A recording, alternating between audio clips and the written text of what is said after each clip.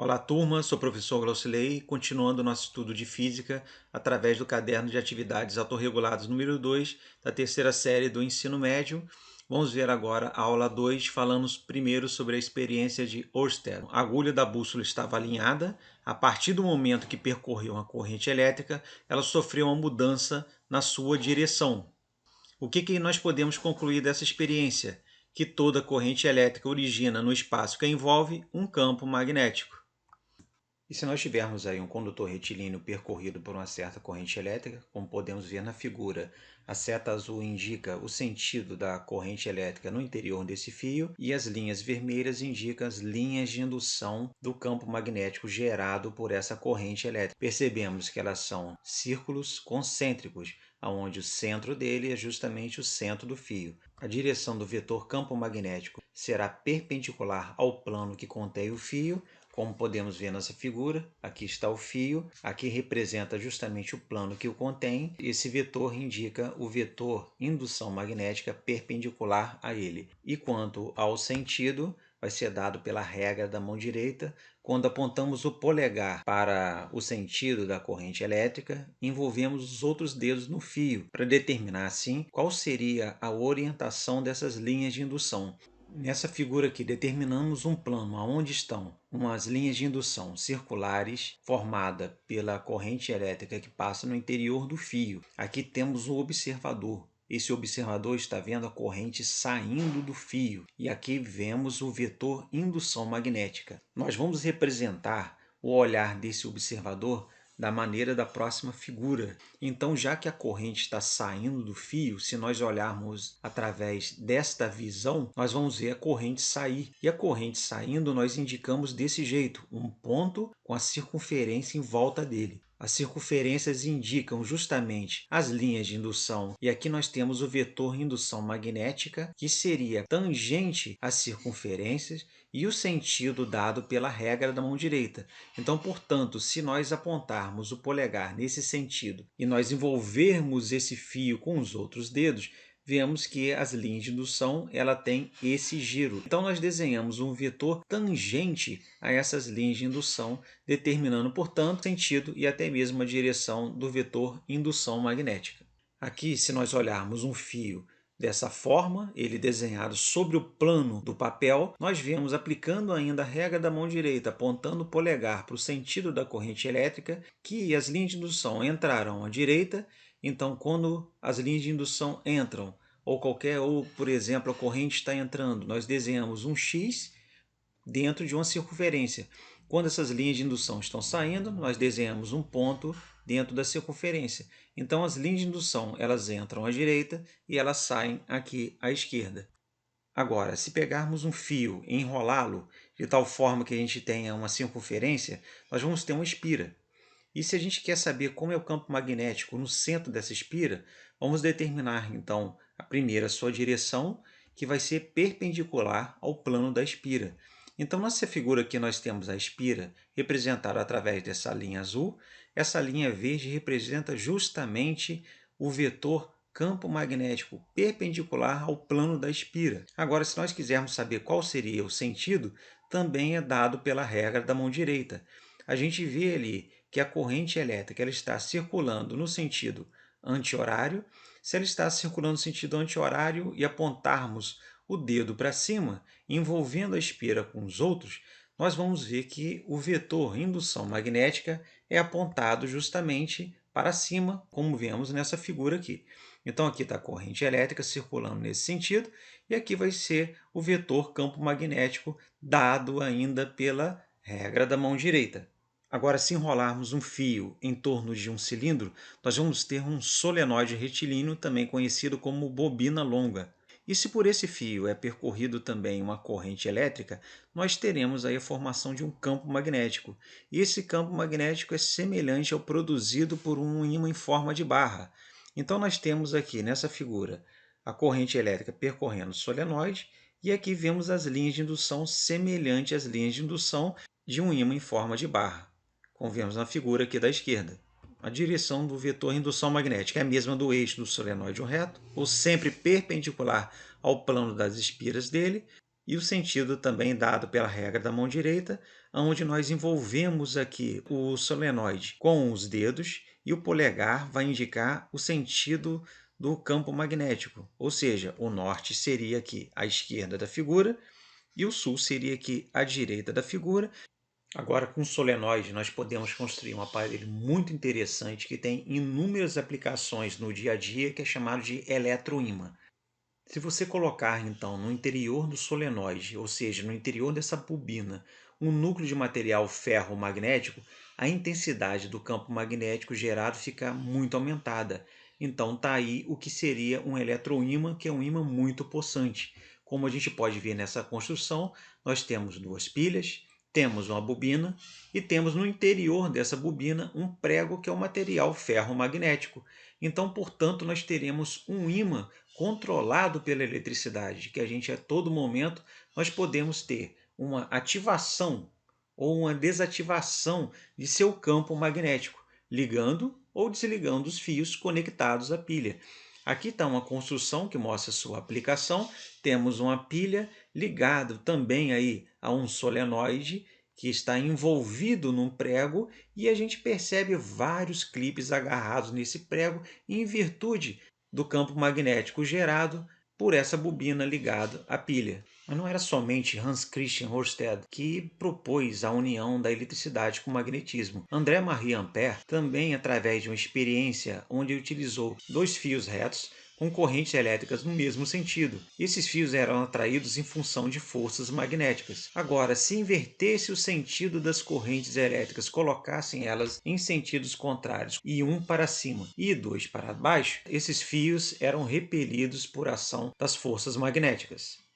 Se tivermos então um condutor retilíneo percorrido por uma corrente elétrica no interior de um campo magnético uniforme, aonde suas linhas de indução são paralelas umas às outras, de tal forma que esse condutor percorrido por essa corrente elétrica forme em relação a essas linhas de indução um certo ângulo que nós vamos chamar de θ, a força magnética que atua nesse condutor retilíneo é chamada força magnética de Lorentz, cujo módulo é dado pela fórmula F é igual a B vezes I vezes L vezes seno de θ, onde B seria a intensidade do vetor indução magnética, I seria a intensidade da corrente elétrica, L seria igual ao comprimento do fio, e o seno de θ, aonde θ seria justamente o ângulo formado entre o fio e as linhas de indução.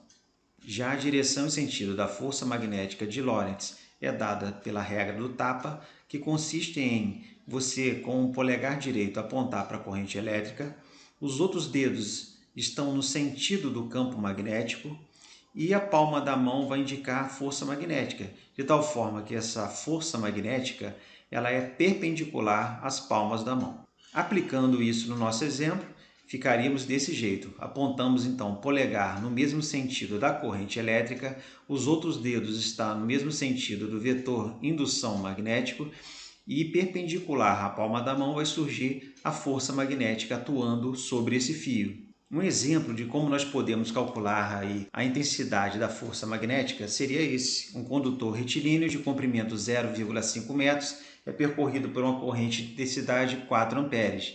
O condutor está totalmente imerso no campo magnético de intensidade 10 elevado a menos 3 Tesla, formando com a direção do campo um ângulo de 30 graus. A intensidade da força magnética que atua sobre o condutor é. Então, nós vimos que essa intensidade da força magnética ela é dada através do produto da intensidade do campo magnético, pela intensidade da corrente elétrica, pelo comprimento do fio, multiplicado pelo seno do ângulo formado entre o fio e as linhas de indução. Então, nesse caso, nós teremos que essa força vai ser dada por B, a intensidade do campo magnético 10 elevado a menos 3 Tesla, a intensidade da corrente elétrica, que seria de 4 amperes, o comprimento do fio, que já está em unidades SI, 0,5 metros, vezes o seno do ângulo. Bom, como o ângulo seria um ângulo de 30 graus, o seno de 30 graus é igual a 1/2. Então, seria 4 vezes 0,5 vezes o seno de 30 graus, que é igual a 1/2. Multiplicando isso, nós teremos 10 elevado a menos 3. Aqui eu posso cancelar esse 4 com esse 2, aonde ficaria 2 nesse produto. 2 vezes 0,5 vai dar 1. Então, eu teria 10 elevado a menos 3 vezes 1, que seria igual a 10 elevado a menos 3. Então, a opção correta, letra A. Atividade 2. Há uma força de atração entre dois fios longos, retilíneos e paralelos, quando em cada um deles circula uma corrente com o mesmo sentido, porque há uma interação entre... Vamos então ver a situação. Temos aqui então dois fios longos paralelos e percebemos que se as correntes têm o mesmo sentido, entre esses dois fios há uma atração, ou melhor, uma interação. E essa interação é uma força de atração entre esses dois fios em virtude do surgimento de uma força magnética. Não seria em virtude essa interação ocorrer por causa de um campo magnético. O campo magnético criado pela corrente que passa em um condutor e a corrente que circula no outro, que vai gerar um campo magnético, cuja força magnética será de atração, e dessa forma será feita a interação entre esses dois fios longos. Então, a opção correta seria essa existência desse campo magnético. Um parafuso muito pequeno feito de metal caiu no solo empoeirado e você não conseguiu mais encontrá-lo. Você dispunha de uma pilha, um pedaço de fio e um prego. Dispondo desses três objetos, você construiu um dispositivo que, ao passar pelo solo, capturou o parafuso. E esse dispositivo foi assim montado. Então, a gente percebe que aqui nós já conhecemos esse dispositivo e quando nós temos esse pedaço de fio, eu posso enrolá-lo no prego, ligá-lo à pilha e vou formar um solenoide, onde no seu interior eu vou inserir o prego e nos seus terminais eu vou ligá-lo à pilha. Amarrou-se em uma das extremidades do fio o prego, na outra a pilha, criando um eletroímã que atraiu o parafuso. Então, o eletroímã não é feito desse jeito. O eletroímã é feito dessa forma aqui. Você tem que enrolar esse fio ao redor do prego, pegar os terminais e ligá-lo a uma pilha, onde você vai fazer uma corrente elétrica circular no interior desse fio enrolado, que é chamado de solenoide ou bobina longa. E em seu interior vai ser criado um campo magnético, cujas linhas de indução terá configuração parecida com as linhas de indução de um ímã em forma de barra. Então, não seria essa a letra A. A letra B. Ligou-se a pilha na extremidade do prego, pendurando o prego pelo fio, atraiu o parafuso. Não seria também essa. Enrolou o fio no prego. Então, a gente aparece aqui descrevendo corretamente o eletroímã, que você tem que enrolar o fio no prego. Ligou a pilha nas extremidades do fio, igual que nós estamos vendo aqui, formando um eletroímã, que ao passar pelo solo, atraiu o fio. Então, essa seria a opção correta. Calcule a intensidade, desenhe a direção e sentido da força magnética no condutor da figura. Considere a intensidade da corrente elétrica de 2 amperes. O fio tem meio metro de comprimento. O campo magnético 10 elevado a menos 2 Tesla. E o ângulo entre o condutor e a direção do campo é de 90 graus. E seno de 90 é igual a 1. Então, para eu calcular primeiro essa intensidade da força magnética, eu vou pegar o valor da intensidade do campo magnético, multiplicar pela corrente elétrica, pelo comprimento do fio e pelo seno do ângulo entre o condutor e a direção do campo. Vou chamar de seno de θ. Então, essa força será dada por B, que seria essa intensidade do campo magnético, que é igual a 10 elevado a menos 2 Tesla. O I, que seria justamente a intensidade da corrente elétrica, que é igual a 2 amperes. O L, que é o comprimento do fio, que seria igual a meio metro, vezes o seno de 90 graus. Seno de 90 graus é igual a 1, como foi dado aqui no exercício. Então, vezes 1. Resolvendo isso, eu vou ter 2 vezes 0,5 vai dar 1. 1 vezes 1 vai ser igual a 1. 10 elevado a menos 2 vezes 1, o resultado vai ser 10 elevado a menos 2. Então, a intensidade do campo é 10 elevado a menos 2 newtons. Agora, a direção e o sentido dessa força magnética é dada pela regra do tapa, onde nós apontamos o polegar para a direção da corrente elétrica e como a palma da mão vai ficar justamente no mesmo plano do fio, perpendicular à palma da mão vai indicar a direção e o sentido da força magnética, que seria justamente essa direção, o valor de F, que vai ter intensidade igual a 10 elevado a menos 2 newtons. Então essa foi a aula 2 das atividades autorreguladas. Um grande abraço a todos.